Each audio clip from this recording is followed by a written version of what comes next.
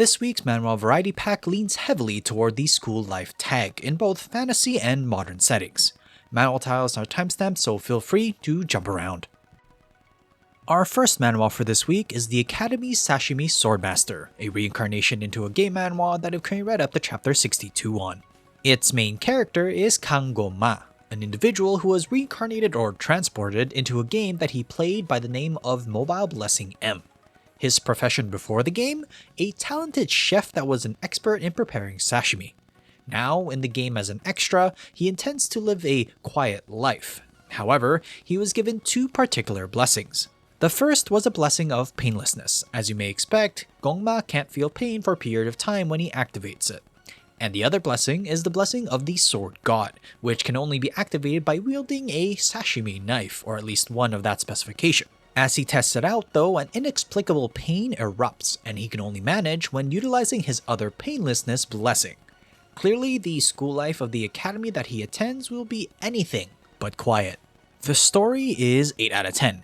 Fun school life story progression is the easiest way to describe the journey that Goma is experiencing, at least for now. While I do expect the stakes to get higher later, the plot has very much focused on answering the existential questions that Goma is experiencing and almost steering him towards being the protagonist, of course. The characters are 9 out of 10. The main cast, honestly, have quite the individual personalities that make them tick. Each of them are believable characters that, while eccentric, weird, or just overall a bit over the top, it's at least within the realm of reason for the world that's been crafted. Goma, for his credit, also has a lot to mull over and has to go through a period of self-discovery himself. The art is 10 out of 10. From the characters, the background, the various challenges that Goma has to face, from more light and fun ones to the more serious life-endangering action scenarios, there are quite the variety of scenes that all have quite the impact and overall are honestly just good enough on their own. So if you're a fan of reincarnating into a game manhwas with a good academy setting, similar to the Extras Academy Survival Guide from my previous videos, then please make sure to try out the Academy's Sashimi Swordmaster. This next manhwa that I have for you is Playing the Perfect Fox-Eyed Villain, another reincarnating into a game manhwa that I've currently read up to chapter 48 on. The protagonist of this story is Lee Si-hoo, an individual who enjoyed a particular game but dropped it after the main character gets betrayed by the supposed comrade but actually villain Urien. However, now though, he reincarnates into the game and possesses Urien? Now, as the supposed villain, he has to live this life but without the skills and power of Urien, at least initially. Si-hoo, now as Urien, will have quite the challenging journey in front of him if he ever wants to get back home, and that's if he can anyway. A fake it till you make it journey starts here, but to set expectations right now correctly, this one takes more of a grow into the character type journey. The story is 7 out of 10. Considering Urien is the supposed villain, but actually isn't for a good part of the initial plot, Si-hoo as Urien has a good amount of time to acclimate himself with the situation around him. And acclimating he will need to be, as he doesn't have Urien's memory before he took over the body and merely took over as him at that point in time. Other than major game plot points though, he has to adjust accordingly. The characters are 8 out of 10. Trying to reduce the amount of spoilers here, let's just say the progression of Urien's character has definitely captured my interest. Otherwise, with Urien's role as an elite unit under the Emperor and no support from his own house as he's kind of the bastard child, there is also definitely room for political intrigue of moves as he tries to get sorted power and politically wise. The art is also 8 out of 10. This is the second manhwa with the fox-eye description in its title, but they go in similar yet slightly different directions. This fox-eyed villain though has opportunities that cause him to open his eyes weirdly enough, and it's kinda comedic at that point, but it's just anything but that honestly. Overall, it's a fun journey that knows not to take itself too seriously. So if you enjoy reincarnating into game manhwas or like the notion of the main character that is fox-eyed, similar to the fox-eyed villain of the Demon Academy from my previous videos, then give Playing the Perfect Fox-eyed Villain a shot. Reversing Life with Future USB is the first of two shorter stories I have for you this week. It's a modern manhwa that I've read up to chapter 27 on. Kim Jun-young is the name of its main character, and he is a teacher at an academy that, for those unaware of Korean society, is similar to cram schools in other countries. Junyoung was a teacher at an academy for 5 years, but due to socially denoted poor educational background, among other things, he was stuck teaching middle school, and worse than that, usually the less regarded students.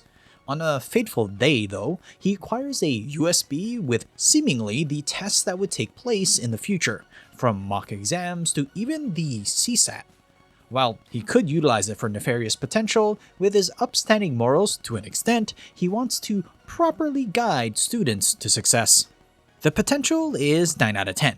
With its unique concept, this manhwa is definitely a breath of fresh air in the modern space. Junyoung being ultimately caring about the students more is kinda endearing actually, but the fact that there's still some space for negative emotions that can be perceived as justified from his situation, there's definitely a lot of room to go from here. The art is 8 out of 10. Focusing a lot more on the personal relationships both with other teachers but more so with the students, there is a warmth with teaching that is contrasted with the unfortunate societal norms of the academy industry. USB itself is also kind of out of place in terms of its art, but I think that's actually kind of intended. So if you're a fan of newer stories and are interested in a story about the academy or cram school industry, then Reversing Life with Future USB might be an interesting read for you. The other shorter story I have for you this week is Guide to Beating the Weakling's Tower, a modern fantasy manhwa that I've currently read up to chapter 12 on. The focus of this plot is on Bong Joo-hyuk, an individual living in a version of modern Korea that has a tower, awakeners, etc. You know, the usual setup for modern fantasy action tropes. The thing with Joo-hyuk though is that he is quite the introvert, to the point that he has issues with most social interactions as he finds it scary and wants nothing to do with it, whether it be civil, scary, or just in general whatnot. As from his perspective, it adds a lot of stress to him in those situations. Trying to just make ends meet though, he works 3 part-time jobs, until he finds out that he has awakened one day, but as a summoner?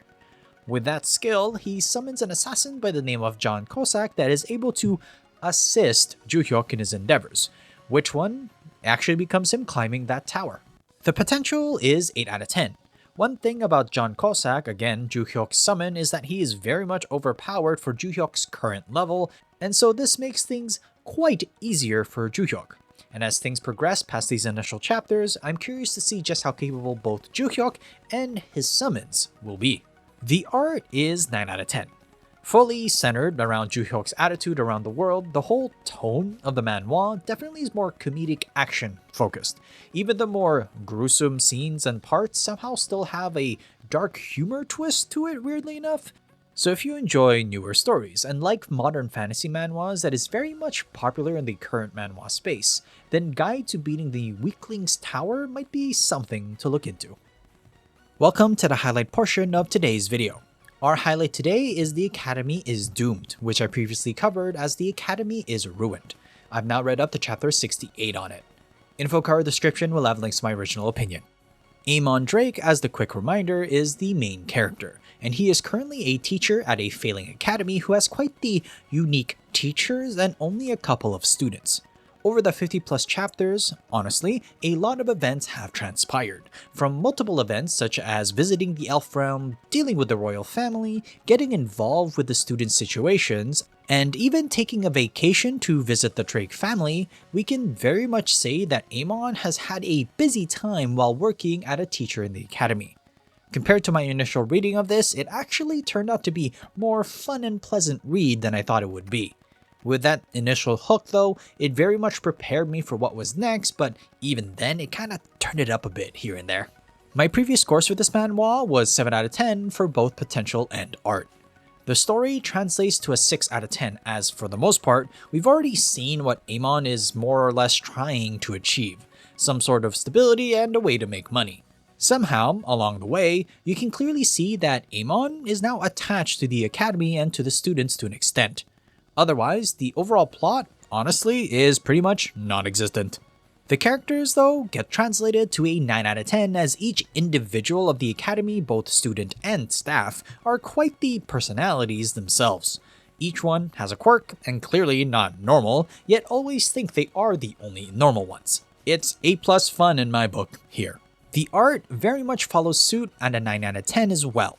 It very much leans into the comedic tone introduced in the initial chapters. There are a multitude of scenes, but each one exasperates Amon for the most part, and honestly it might even exasperate you, but it always comes out solved by him or by the will of the story. It's such a nice display and a pleasant read that I actually looked forward to reading it again once I had the chance to do so. The Academy is Doomed lives in a space of fantasy school life manhwa that can be quite populated. However, with its more comedic focus and overall just fun style that has no overall direction to it, it has the freedom to explore things at its own pace whilst not taking itself seriously. A good one for comedy enjoyers, for sure. Would you agree or would you not? Comment down below your thoughts on this manhwa. Thanks so much for watching. Please like and subscribe if you enjoy the content. Write down in the comment section down below what manhwa you've been reading and I might just take a look. Till next time though, have a good read.